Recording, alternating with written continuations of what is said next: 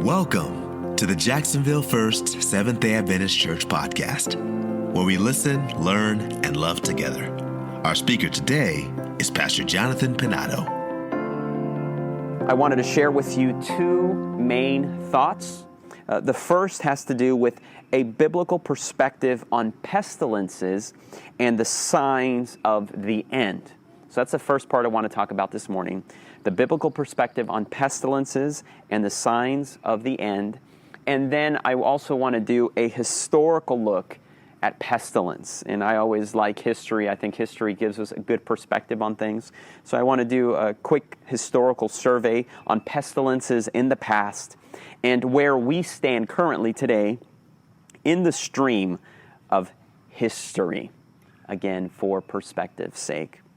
So first of all, let's look at biblical perspectives on pestilences. The Old Testament mentions different types of illnesses and contagious diseases and various skin diseases and ailments and things like that. We don't have in the Bible the scientific names that we have today, different times, and they categorize things differently back then.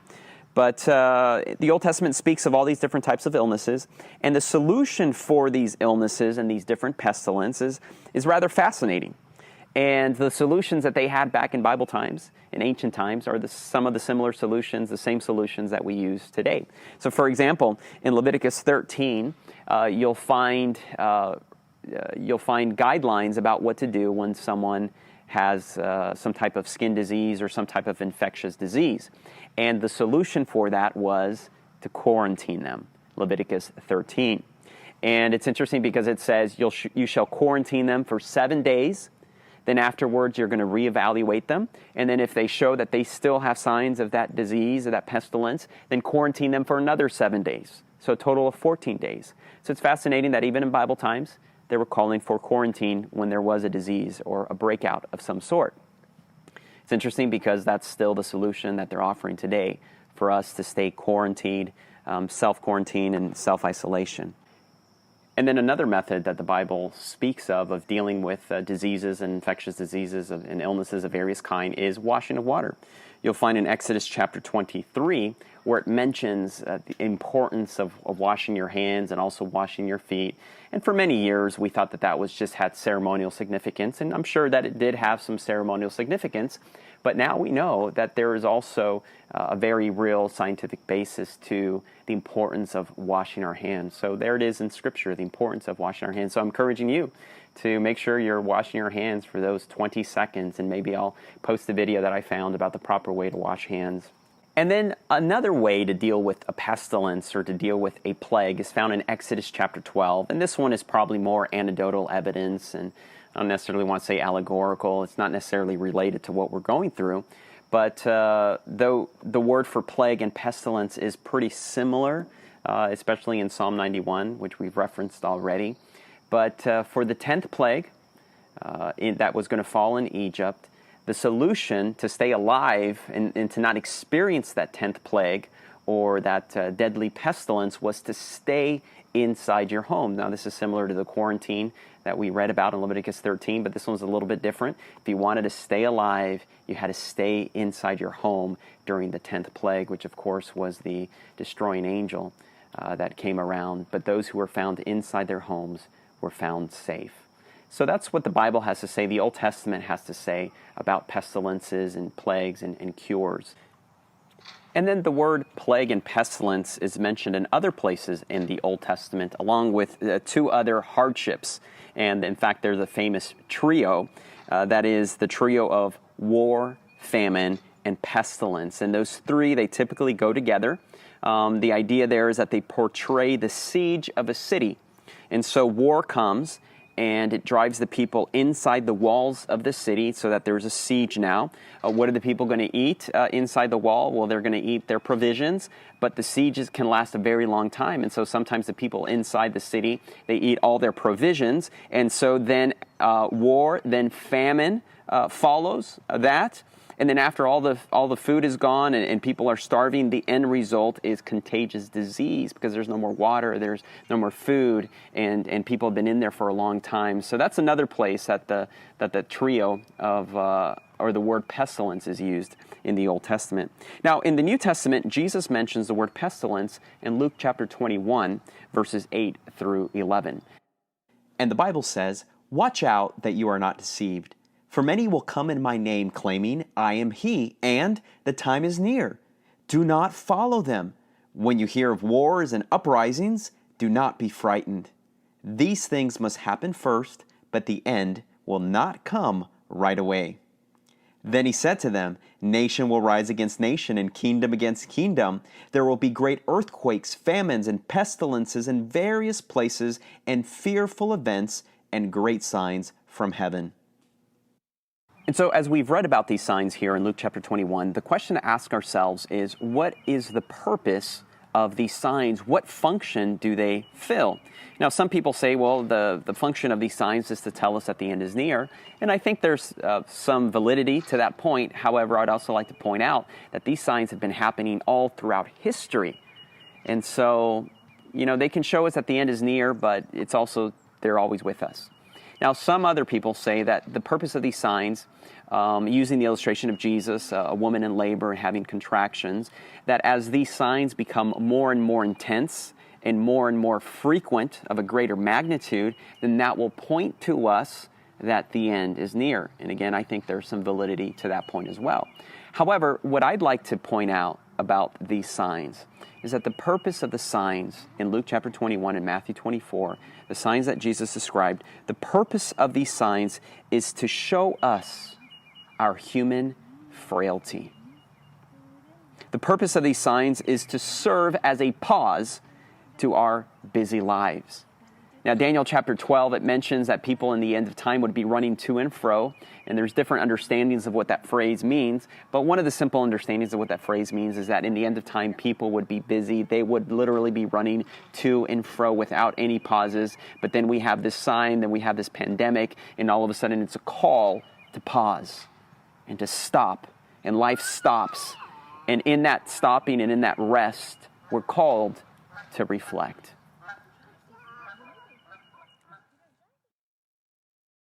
Which brings us to the second part of today's message and sermon, and that is a historical survey of pestilences throughout history.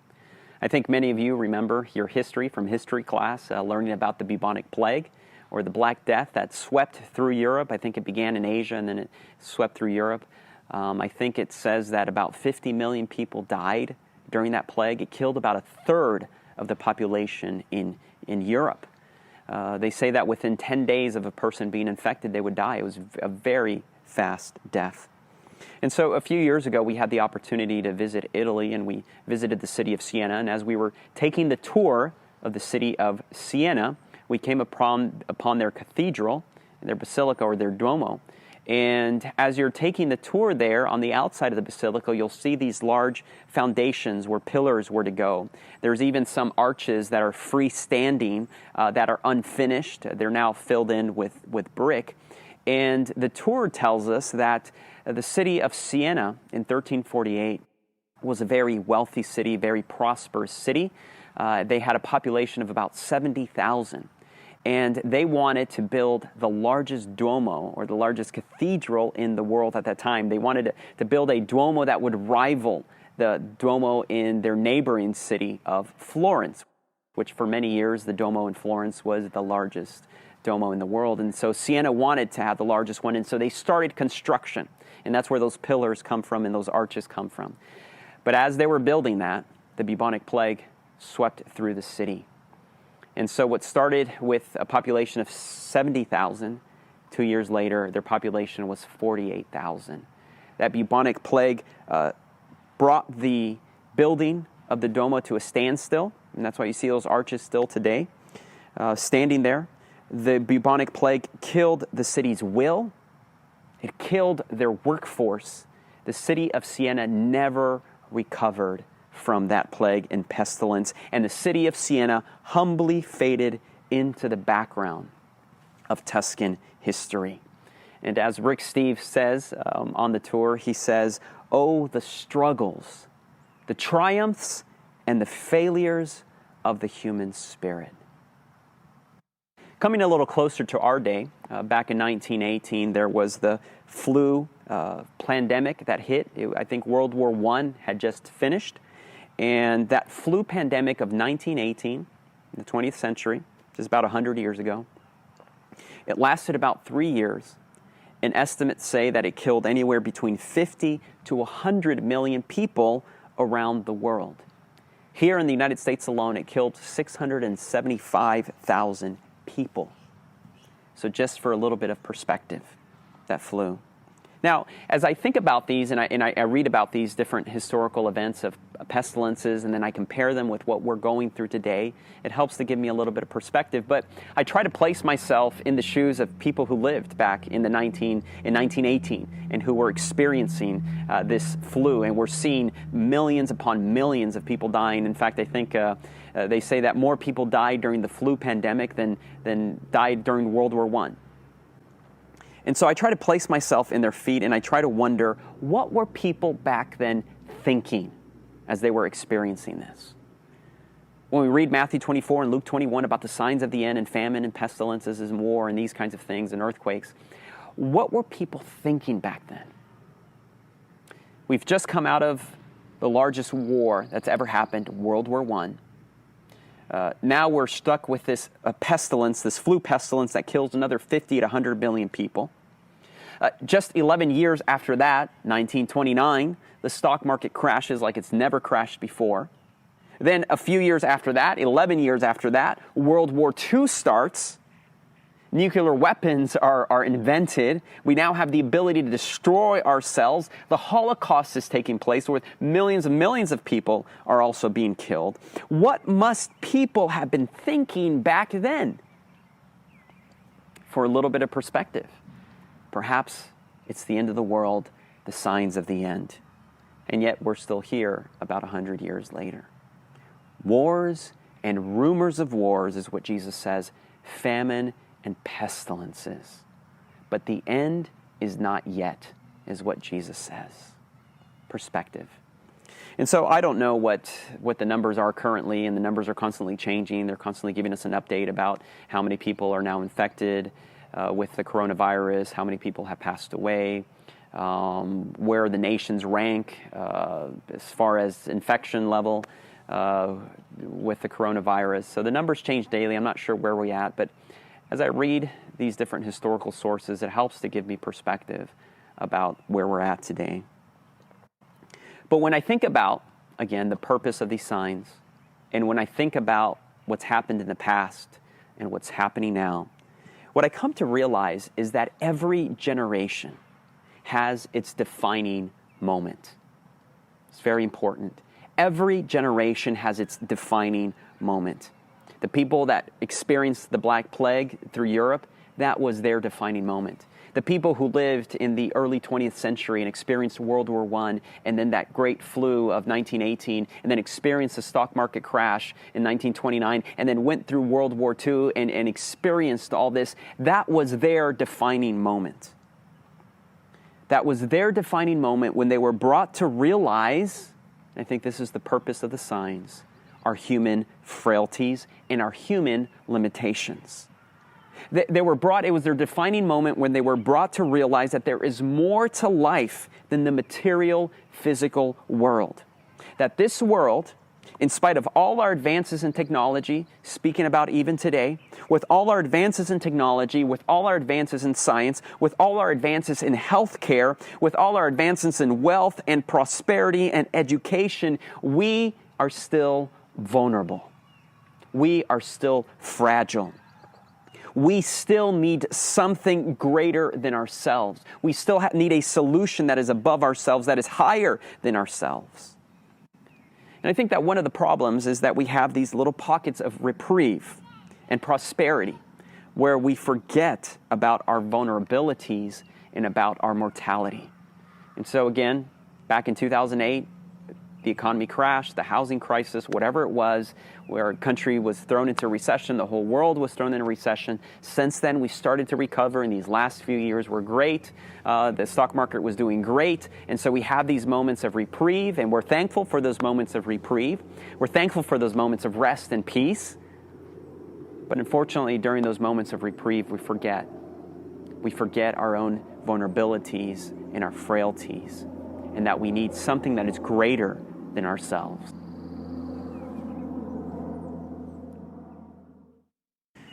And so listen to me now. This here, what we're going through right now, is our defining moment. And we don't know how much longer it's going to last. We don't know what life will look like after this.